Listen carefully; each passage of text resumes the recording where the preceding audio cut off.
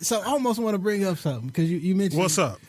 So you mentioned some sort of scam that you ran last year, right? Cash Advance America. Okay. So a few years ago, there was another situation. There was another scam I was involved on when I was on the Problem Solvers. Yeah. Because I was involved.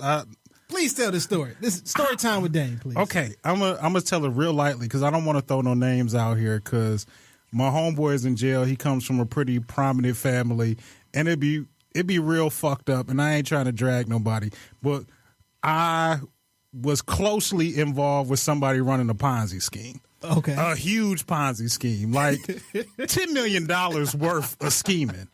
And one day we coming out of lunch. Statute of limitations over?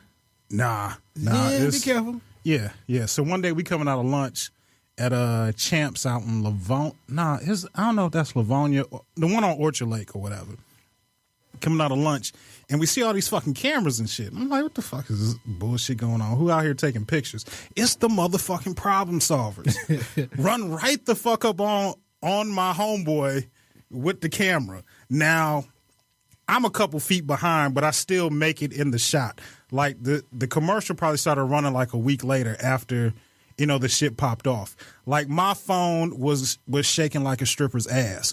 And God bless the dead. My mama was calling me at the time, and I was trying to spin my mother. You can't spin mom. Nah, you can't because that's a different type of guilt trip. Right. And only old people leave voicemails is what I believe. And my mother left me a really straightforward voicemail talking about, I don't know what's going on. I saw you on Problem Solvers. You need to call me now. And that was it. Get on the phone and call your mom. Yeah, I had to call my mom and kind of explain what was going on. But let me tell you, at the time when this shit was popping, I was on a run. I bought a $500,000 house out in Canton with no credit, no money down, and I lived in this bitch for about 2 years off of some scheming shit. I mean, the house is still there, nice ass subdivision. I was probably me and my family at the time were only the second black family in the sub. Hey, this is it's kind of fucked up because you ain't tell me about this shit.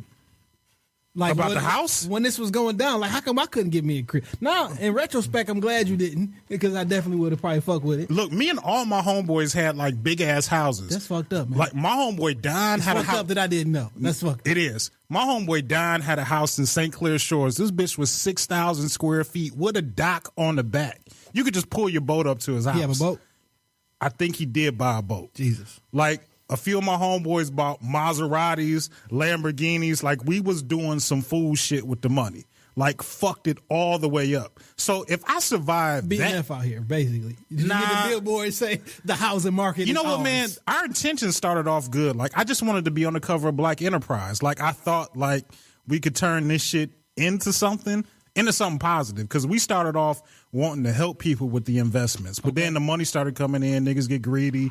And, you start going stupid. But, I had a $500,000 house. I lived in it. I survived a fucking foreclosure, for a $500,000 house. And I don't think people really can put that, when motherfuckers tell you, oh, you can't do this, you can't do that. I did the shit. I manipulated the banks. I did what the fuck I had to do. And I lived that shit. We didn't live poor in that motherfucker. I had house full of furniture and my ex-wife, my 3 fucking kids, we lived in that motherfucker. 2 cars. We did that shit.